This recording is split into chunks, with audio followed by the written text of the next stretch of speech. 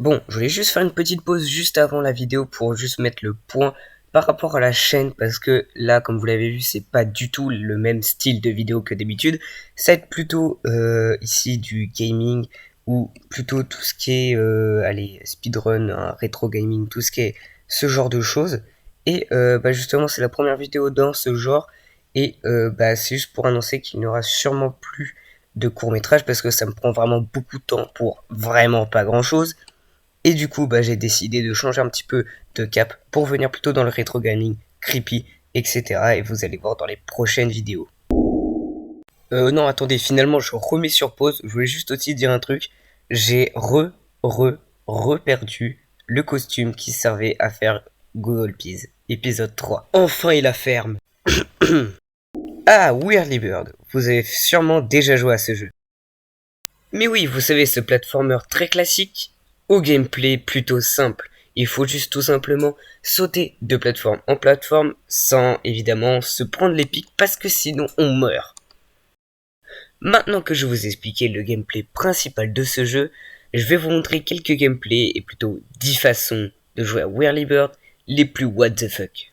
Bon ok, c'est déjà très bizarre de jouer à Whirly Bird tout court en fait. Numéro 1, sans boost. Bon du coup, ici, effectivement, ce type de gameplay n'est pas très commun.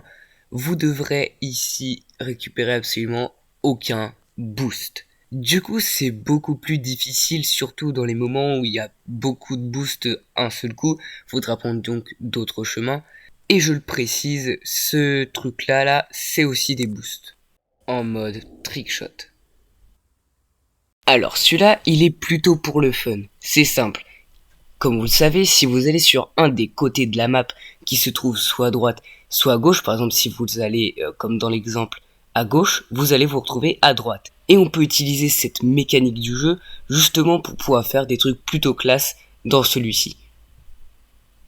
Par exemple, on peut faire ça. Oui, oui, oui, oui. Et ça peut sauver aussi des fois la vie du joueur dans certaines conditions.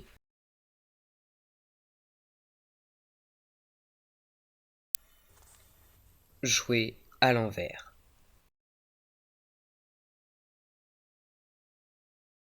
Le speedrun. Ah, là, ça commence à me plaire. Si on va sur speedrun.com, on a plein de speedruns à propos de ça, où en moins de temps possible, il faut faire le plus de points. Dans la catégorie, il faut faire 10 000 en le moins de temps possible. C'est ce joueur-là qui a réussi à faire en 20 secondes. Et 542 millisecondes, c'est juste tout petit. Juste pour me comparer à Netcat, moi j'ai fait 10 000 en un petit peu plus de 30 secondes. Et en vrai, c'était chaud. Ah oui, et n'hésitez pas à vous chronométrer jusqu'à 10 000 et à m'envoyer en commentaire tout simplement quel est votre record pour comparer à mes 30 secondes.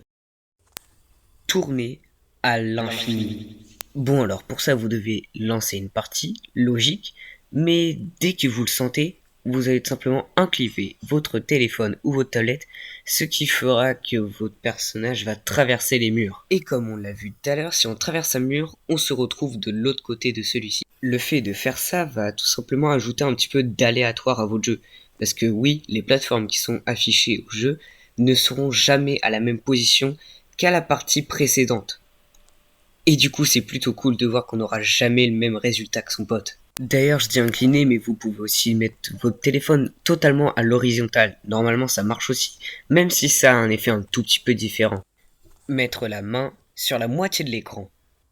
Bon, du coup, pour les meilleurs d'entre vous, vous devez plutôt vous ennuyer sur Whirlybird. Je pense que ça deviendra un petit peu plus pimenté si vous mettrez votre main à cet endroit de l'écran.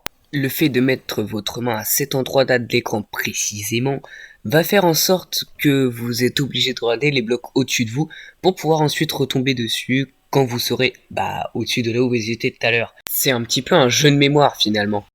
Bon cette petite vidéo est terminée, j'espère qu'elle vous aura plu, n'hésitez pas dans ce cas à la liker et évidemment à vous abonner et à mettre un commentaire bonjour.